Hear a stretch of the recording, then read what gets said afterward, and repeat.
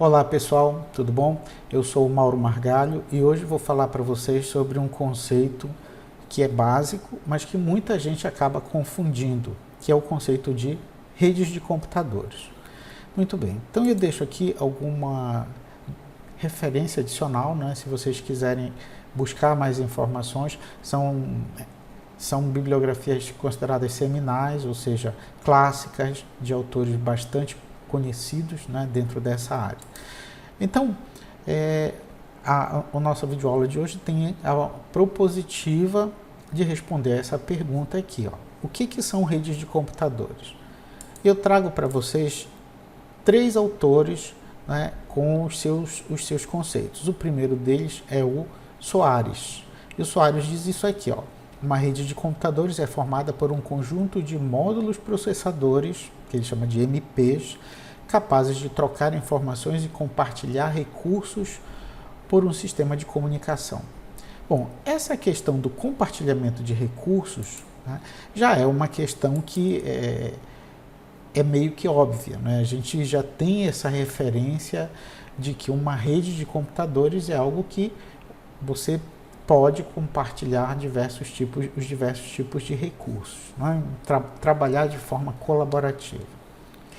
Muito bem, mas o que eu gostaria de frisar aqui, o que eu gostaria de destacar aqui, é essa questão dos módulos processadores. As redes de computadores são formadas por um conjunto de módulos processadores. Módulos processadores remete à informação de quê? De dispositivos que sejam autônomos, que tenham capacidade própria de processamento. Que tenham processador, que tenham memória, enfim, que eles não dependem de outro dispositivo para continuar funcionando. Então, no conceito do Soares, uma rede é formada por esse conjunto de dispositivos independentes, né, de módulos processadores, e eles são capazes de trocar informações, né, que é a essência de uma rede, e compartilhar os seus recursos. E eles são ligados normalmente por um sistema de comunicação. Pode ser um cabo, pode ser um serviço de enlace sem fio, não guiado, né? Por exemplo, uma rede Wi-Fi, enfim. O Tannenbaum, que é o Andrew Tannenbaum, que é um outro autor bastante conhecido, bastante conceituado na área de redes de computadores, ele traz o seguinte conceito. É uma coleção de computadores independentes que se apresenta ao usuário como um sistema único e consistente. Então aqui ele mais uma vez enfatiza o que o Soares falou da independência dos dispositivos. Uma coleção de computadores independentes. Tá?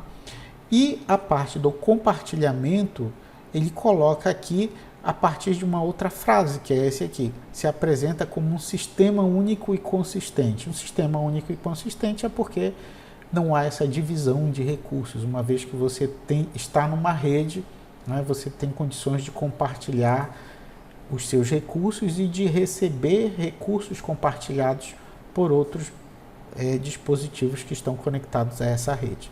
Tá?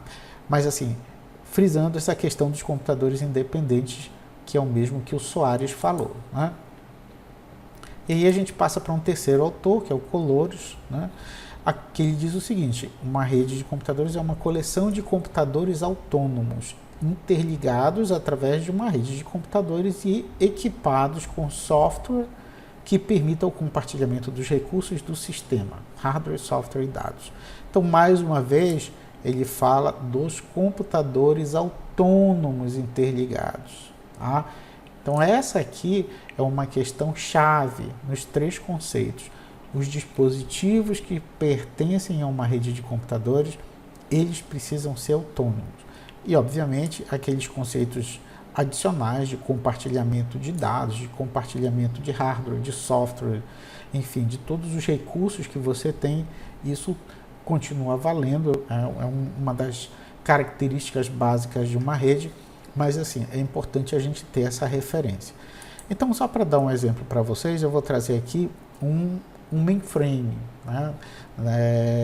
Um mainframe daquela época mais remota de computação, onde ele era formado por um grande computador, né, fisicamente ocupava um grande espaço, e uma série de terminais. Esses terminais eles eram chamados de terminais burros.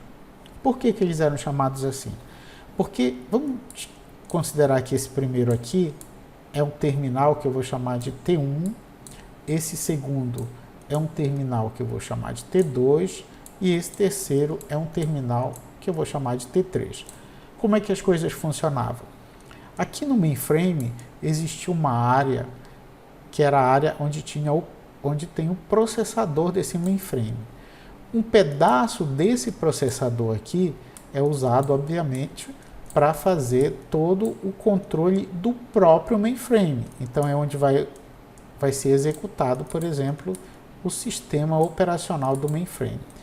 E o resto desse processador aqui, ele é dividido em fatias que vão servir quem? Vão servir os terminais. Então, aqui é uma fatia do processador dele que vai executar as solicitações do terminal 1, aqui uma fatia do terminal 2 e aqui uma fatia do terminal 3.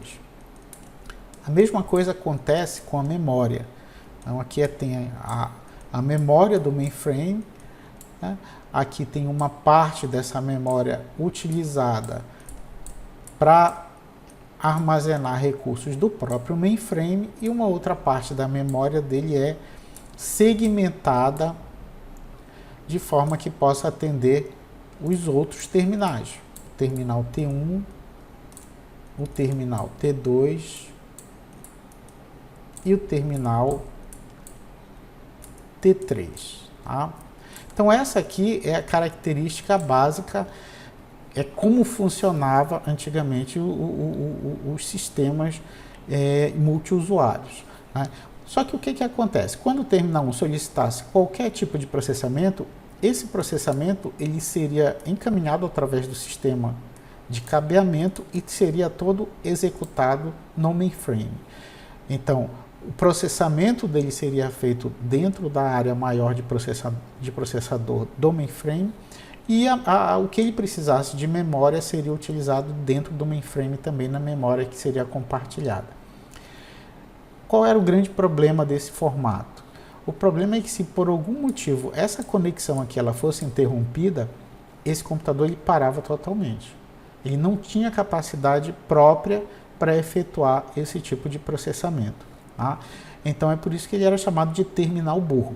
E esse é um modelo que não caracteriza uma rede de computadores. Então, se você chegar em uma empresa e se deparar com um modelo desses aqui, você não está diante de uma rede de computadores.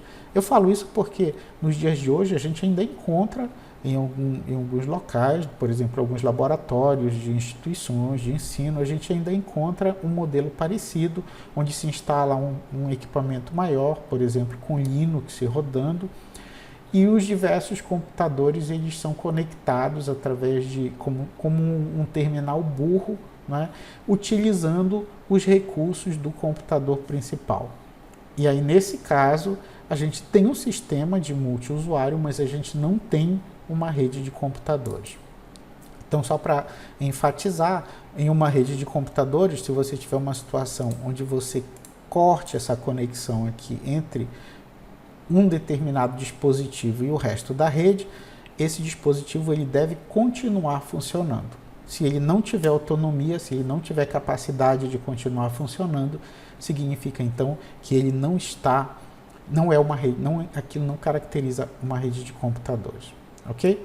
Espero que tenha sido produtivo. Muito obrigado e até a próxima.